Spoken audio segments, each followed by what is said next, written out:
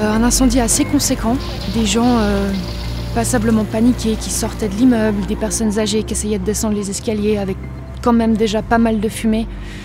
Donc des personnes en danger, les pompiers sont arrivés assez vite, qui ont continué l'évacuation des personnes qui sortaient seules de chez eux.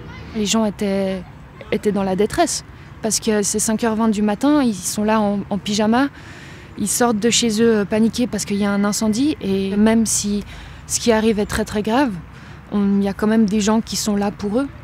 Au final, les gens ils recherchent quelque chose de rassurant et nous on est ce quelque chose de rassurant. Arrivés, on a rencontré le mari et les enfants qui nous ont expliqué qu'elle avait déjà fait des tentatives de suicide, qu'ils ont peur qu'elle mette fin à ses jours. Elle a ouvert la porte. Là, de l'autre côté, on savait toujours quand même pas. Il pouvait très bien avoir un couteau sous la gorge, ou un pistolet ou quelque chose du genre. Donc là, non, elle était assise sur le lit, complètement désespérée. Mais elle ne parlait pas. Il n'y avait toujours pas un mot qui était sorti. Tout le monde est dehors, on n'est que les deux, vous pouvez me dire qu'est-ce qui se passe, on est là pour vous aider. Et c'est là qu'elle s'est lâchée et puis qu'elle m'a dit qu'elle n'était pas bien, qu'elle était en dépression, qu'elle n'arrivait plus à supporter la vie, qu'elle voulait mettre fin à ses jours. Alors là, je lui ai dit, je ne vous lâcherai pas, je ne vous abandonnerai pas. Et là, il y a eu une petite lueur quand même d'espoir, entre guillemets, dans ses yeux, comme une ouverture. Et là, je me suis dit, bon, on a crevé l'abcès, peut-être qu'elle va vouloir nous suivre. Et il y avait quelque part aussi un merci. Merci de pas l'avoir abandonné comme un numéro, mais qu'on a vraiment tenu notre parole en fait. Mais ça arrive à ce que les gens nous remercient tout d'un coup dans la rue, nous voient, je voulais juste vous dire, vous remercier pour tout ce que vous faites. Ça arrive. C'était une dame qui me téléphonait pour me dire qu'en fait, sa fille était dans le coffre d'une voiture, qu'elle avait été enlevée. Ça fait des années que moi je suis à Centrale. Tu te dis, on va choper le gars, et puis la fille va être délivrée, et puis fini terminé. Non, là, tu arrives quand même à une conclusion qui est fatale. Est-ce que si j'avais fait les choses autrement, est-ce qu'on aurait peut-être pu gagner, je ne sais pas, cette petite minute, ces 2 petites minutes, ces 5 petites minutes qui auraient pu faire qu'on aurait pu éventuellement la sauver?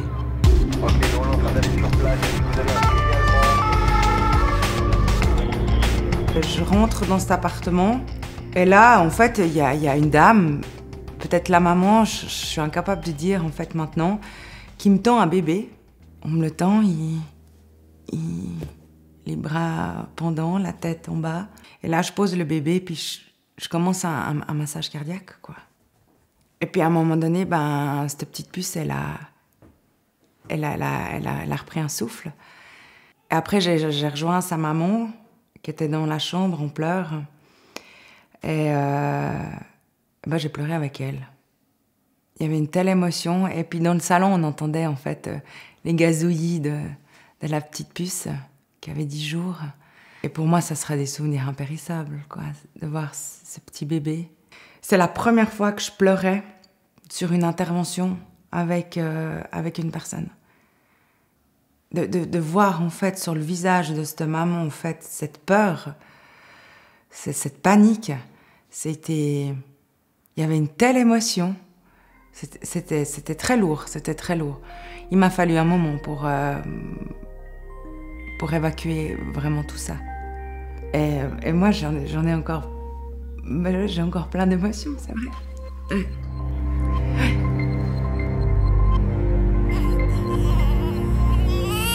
Quand je suis arrivée sur place, il y avait énormément de monde et surtout quand je me suis penchée sur la rambarde, j'ai vu le corps de ce jeune homme qui était par terre. Moi, j'ai dû accompagner l'ami de ce jeune homme qui était sur place quand il est tombé. À un moment donné, je suis restée bien quelques heures avec cette fille et moi, je savais qu'il était décédé en fait parce que j'avais l'oreillette et je savais, mes collègues m'ont dit, j'entendais qu'il était décédé. Elle me disait mais dites-moi qu'il vit encore et puis qui va s'en sortir. Et moi, je lui disais, écoutez, je peux rien vous dire, il faut attendre. Et ça, c'était très dur parce que de savoir et de ne pas pouvoir lui dire, vu que j'ai eu un bon contact avec cette fille, c'est moi qui ai eu la pénible tâche de lui annoncer. Je lui ai dit que j'étais porteuse la plus triste des nouvelles qui soit et que j'étais de tout cœur avec elle et que, voilà, que son ami avait rejoint les étoiles, quoi, et qu'il n'y a pas de mots pour consoler. Moi, j'aime ce travail, même s'il y a des choses qui sont affreuses. Pour rien au monde, je changerais maintenant parce que, voilà, j'y trouve vraiment du plaisir et puis c'est vraiment mon truc.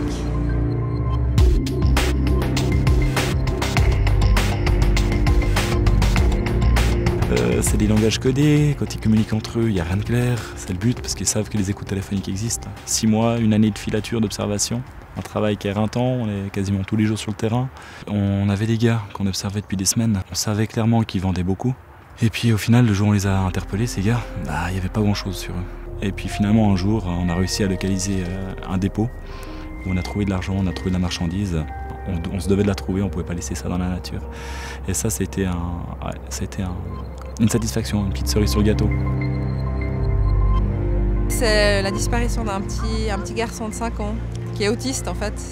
Il était là avec ses parents dans une ville qu'il ne connaît pas, donc à Lausanne. Puis nous, on se dit, voilà, on essaie de se mettre de la peau de cet enfant qui est en trottinette, puis on se dit, où est-ce qu'on irait si tu étais un petit enfant de 5 ans? Alors tu te dis, un petit enfant de 5 ans autiste qui n'a pas toutes ses capacités, tu te dis il est peut-être noyé dans le lac, vu que c'était au bord du lac, tu te dis plein de choses, qu'il a pu être enlevé, qu'il aurait pu arriver le pire, enfin qu'il a pu arriver le pire.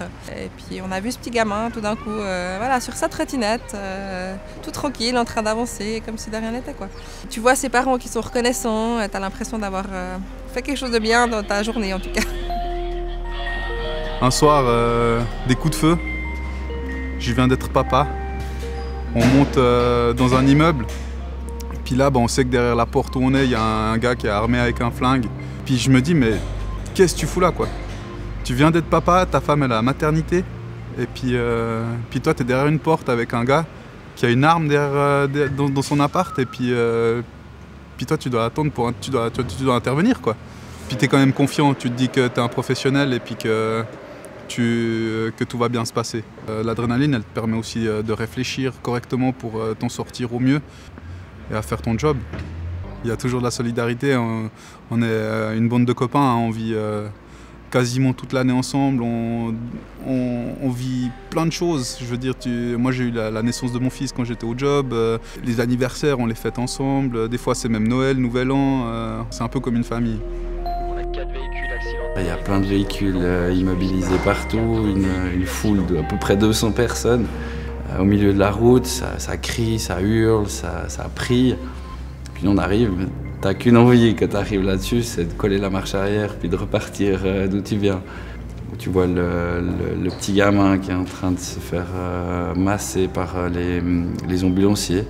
J'avais pas encore d'enfants à l'époque, donc j'ai eu un impact différent que mon collègue qui était avec moi, qui a des enfants exactement de la même tronche d'âge. Donc là, c'était tout de suite plus choquant. Puis j'ai vu que j'avais de la peine à le canaliser, justement. T'es assailli d'émotions, il y a des gens qui hurlent.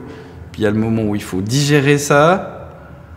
Puis t'as quand même ton côté humain, on n'est pas des surhommes. Donc t'es quand même pris. Puis au bout d'un moment, il faut te dire non, il faut rejeter tout ça pour revenir justement à ton côté policier et puis faire les choses méthodiquement parce que sinon t'es pris puis tu avances pas.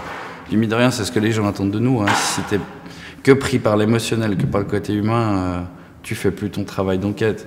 Au groupe accident, on est des perfectionnistes. On doit aller jusqu'au fond de l'enquête, réussir à établir. Tout ce qu'on met sur papier, on doit l'avoir établi. Donc ce bras de rivière, l'eau elle était trouble, il y avait du courant, j'avais de l'eau jusqu'aux épaules. Au bout d'un moment, j'ai senti un corps sous mes pieds. Et puis je l'ai sorti. Et puis c'était un petit gamin de 9 ans qui était inconscient, qui était noyé, quoi. Puis j'ai commencé à faire la réanimation. Le cœur partait, il respirait difficilement. Tu te dis maintenant, j'ai ce garçon, Est-ce qu'il a une chance, pas une chance? Je ne sais pas depuis combien de temps il était sous l'eau. Déjà, il était au fond de l'eau, donc c'était déjà particulier. Et puis ma crainte était, voilà, je me dis, est-ce que je l'ai ramené à la vie pour qu'après il soit un légume? Donc après, il y a une deuxième chose, il y a une satisfaction d'avoir fait les choses, puis après se dire, mais voilà, qu'est-ce qu'il va devenir ce garçon? J'ai demandé d'aller le voir à l'hôpital. Et puis j'ai pu le voir en pleine santé. Bon, il avait une respiration encore assez particulière. Ils m'ont dit que ça prendrait des mois par rapport à ça. Et puis, ouais, c'était un gros moment d'émotion là, de l'avoir vu, puis de partir, entre guillemets, l'esprit léger, parce que j'avais besoin de savoir que tout se passe bien, quoi. J'avais besoin que le conte de fées aille jusqu'au bout, quoi. Je suis policier. Je suis policière. Je suis policier. Policière. Policière. Policière. Policier. Je suis policier.